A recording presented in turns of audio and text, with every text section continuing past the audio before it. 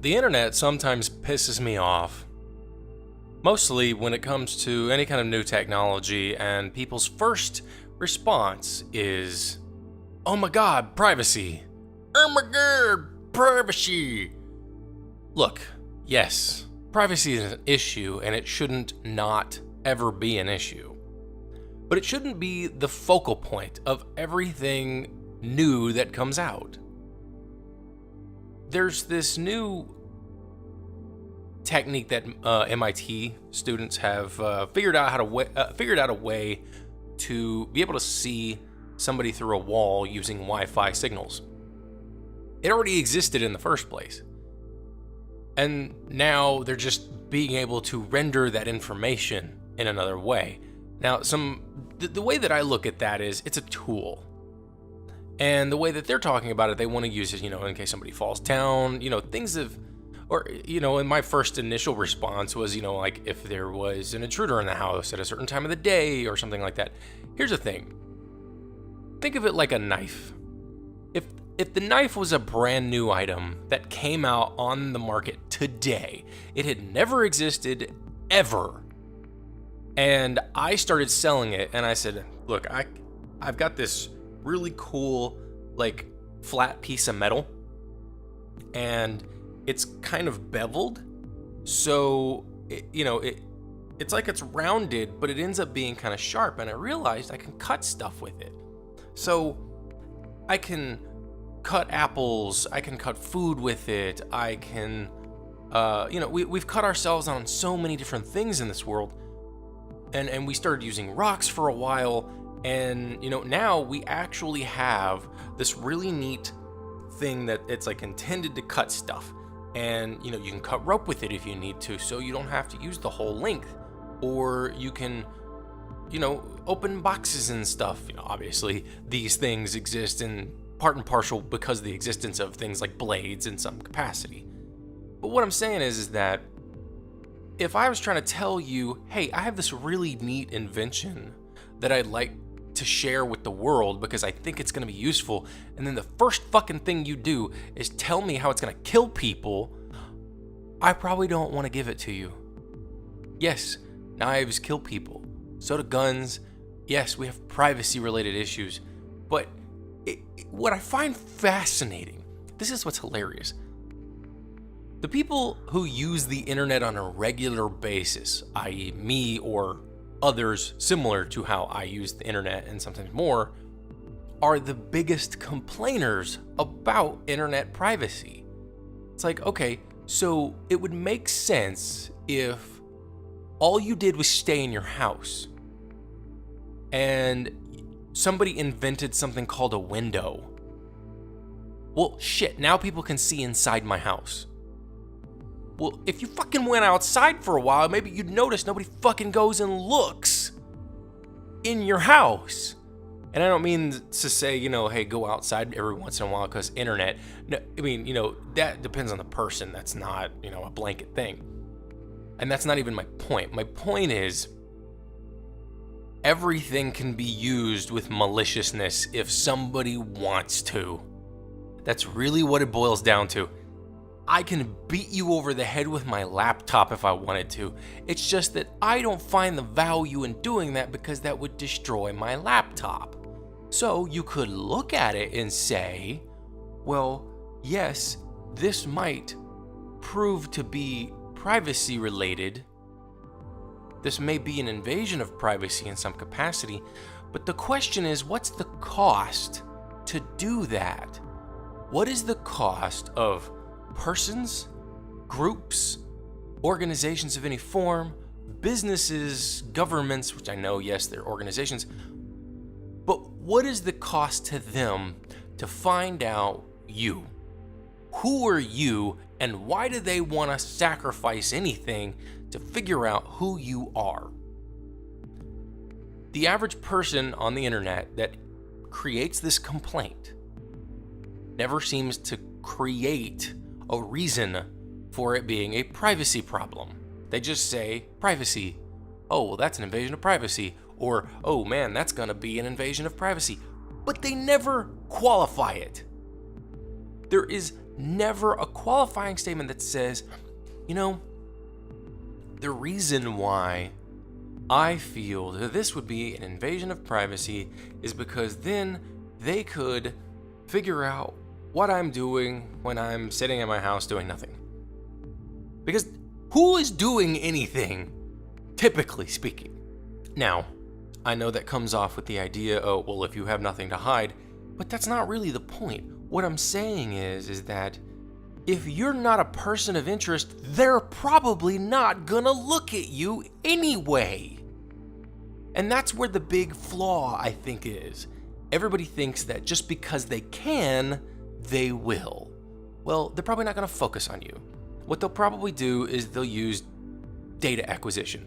Let's assume, for all intents and purposes, every single Wi-Fi in the world now has had all of their information gathered so that we can have a biomap of where all people are, i.e. Cerebro from X-Men, except, everybody, of course. You don't have to focus on humans, nor do you have to focus on mutants, but whatever. Oh my God, we're going to start focusing on racial profiling, so all the Muslims in America, that's another conversation entirely. Thing is that I see no real threat. I would say I'm a pretty reasonably intelligent person. And I look at what it is that people think about, and I try to figure out what they're really trying to say. And I think, honestly, it has nothing really to do with privacy. It has to do with the perception that other people are scrutinizing them. Which, interestingly enough, is something that we all do anyway. It's insecurity in a nutshell. When you're walking down the street and you fart, and you're insecure about it, you think, well, who heard that? Did somebody hear that? Are they going to make fun of me for it? But if you're confident about it, very same behavior, the exact same behavior. If you're confident about it, you own that shit. And hell, if somebody smells you, you're like, yep, had some eggs yesterday, now they're coming up. And see, you don't care what they think when you say that thing. You don't give a damn. Now, maybe I just don't understand anymore. Maybe that's really maybe I just don't connect with these people. And maybe that's the reason why I just don't get it. But the thing is that I'm trying to understand. I spend a lot of time on the internet. I spend an inordinate amount of time on the internet, and I probably shouldn't spend so much time because of things like this. But also because there's probably better things to do. I just haven't given myself the opportunity to figure out what the fuck they are because I haven't, left my house, walked around for a little bit, and let my brain do the thinking for a change. So, the only thing I can think of is that it's just fear. Straight, plain fear. And then they want their fear validated. And this is what I have understood for a long time. When somebody says something, they typically aren't pointing it directly at that thing. It's their fear of the thing. So my question is, why are you afraid? Why are you afraid of privacy violations? If you're just afraid on principle, then you're just an idiot. Because if you're afraid on principle of anything, you're just a coward. Because you're simply just afraid. You're just afraid. But your fear rules your life. I have been there, and it is a shitty place to be. And you know how I stopped? I did something very simple. Now, it didn't turn off in an instant, but it opened my eyes, and it made me really understand what it is I was doing. And the fact that from that moment on, I have remembered it because it was that powerful for me. I was standing at work one day, and it was when I was in an older the last building I worked at, Insecurity, and I spent a lot of time at that place. It was 4 years. And I would go outside sometimes when there was nobody around, and I would just talk to myself. And I still talk to myself sometimes. Well, I'm doing it right now. But I just kind of looked out one day and I realized I was afraid, and I was like, stop being afraid.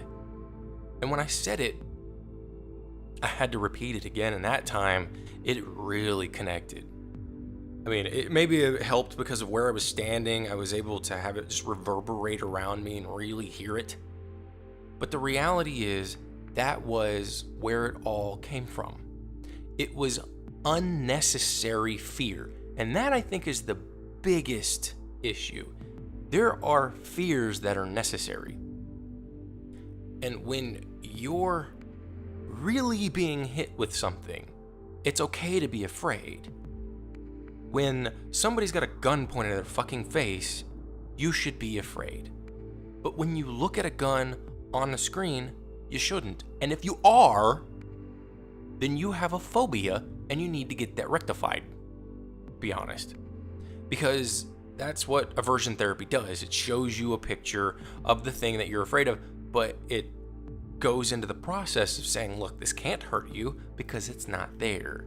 That means that if you really are afraid, if you're truly afraid of these things, you need to seek help, because this will make your life better. It really, really, really will. I mean, I implore you, if you are that afraid of whatever, whether it's privacy issues, and it could be that these people are simply phobic about some kind of privacy invasion. That's not to say that it's not a real possible thing. The possibility of something should not make it likely, though. Just because it's possible you could get hit by a lamp doesn't mean you will. There's got to be extenuating circumstances to cause a lamp to fucking hit you. Did somebody pick it up? Why did they pick it up?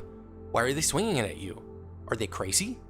Or are they angry? Why are they angry? Are they angry at you? If they're angry at you, then maybe you shouldn't be making people angry. Unless, of course, it's really their fault. But generally, instigation is a thing when it comes to stuff like that. So, I mean, not to victim blame or anything, but a lot of times, people who are victims of violence are kind of the reason why the violence came towards them. And usually it's because there's a relationship that has built anger and anxiety and resentment on top of itself for who knows how many months or years. I've gotten into fights because somebody pissed me off 2 months before, and everything they fucking did pissed me off even more so, and we just kept going back and forth until we finally just duked it out. But to get back on the point, I think most of this is, and fear is effectively irrational in general, so this may be redundant, but it's an incredibly irrational fear. It is superfluous fear. It is unnecessary fear. You are fearful of something that doesn't even exist yet. And you're fearful of the possible negatives.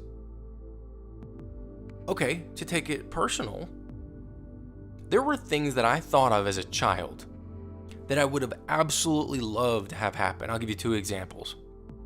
1, when I finished watching Top Gun, I told my mother that it would have been so much better if Goose and Maverick weren't in the airplanes, and if they were on the ground flying them around with remote controls so that they can, shoot the bad guys in their planes. And she's like, well, that doesn't make any damn sense. That would be expensive, that would be pointless, blah, blah, blah, but it would save a life. Goose wouldn't have died. Spoilers, sorry. Tom Cruise wouldn't have been an emotional bitch, but I didn't probably say those things. Well, I'm sure I didn't say those things, but you get what I'm saying. And now we have UAVs that we use to kill other people, and virtually nobody dies in the process. Now, sure, we still do have military deaths in pretty grand fashion, but interestingly enough, most of them are suicides. And then the next thing is, I was like, it'd be, speaking of fears, in fact, I have always had a fear of spiders. And as much as I understand about spiders, they still freak me the fuck out when I see them in person. Doesn't matter how small they are. If I get a spider web on my face, I freak out for like 10 seconds. And I don't know if that's rational or not, but it doesn't affect me like it used to. Not when I was a kid, not when I came up with the idea of being able to plug my brain into a computer. And I'm talking, when I remember this too. It was when there was those little tiny Macintosh computers. The little, 4 or 5 inch screens or something like that. And, they're smaller than a current gen Xbox. But I remembered vividly, the interface. And I'd be like, yeah, if I could just go in there and open the fears folder and just start deleting things, that'd be great. It's just oh, well, then terrorists would use that to, remove people's memories or something like that. And I'm just looking back on that, I realized that I had a pretty cool imagination when I was a kid. And it was shit like that that helped to suppress it.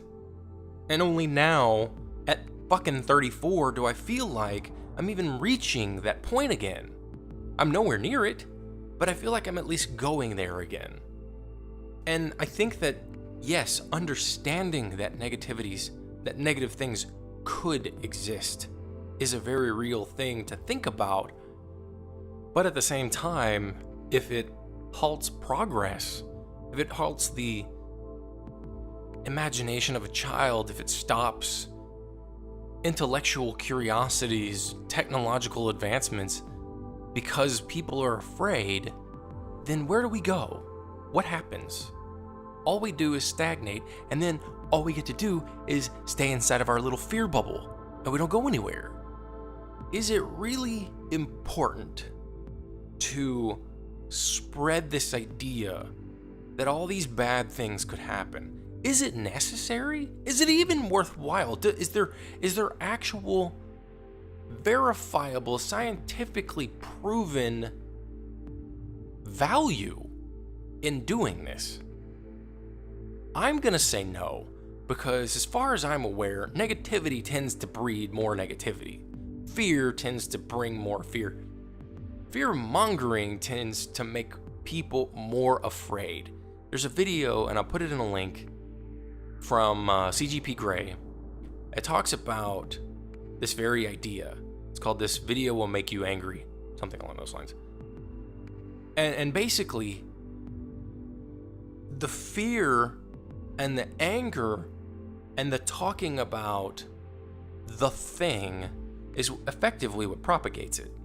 So in a way, you could say that me even talking about it is propagating fear. I don't know. I'm just trying to make people think.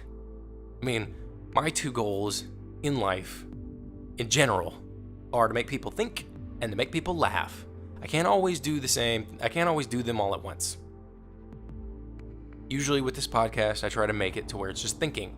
Occasionally, I might get a laugh in. That's also why I put other stuff on my channel that's not part of the podcast, so to speak. I want to make people laugh. Why? Because I've seen misery. I've experienced it. I've lived misery.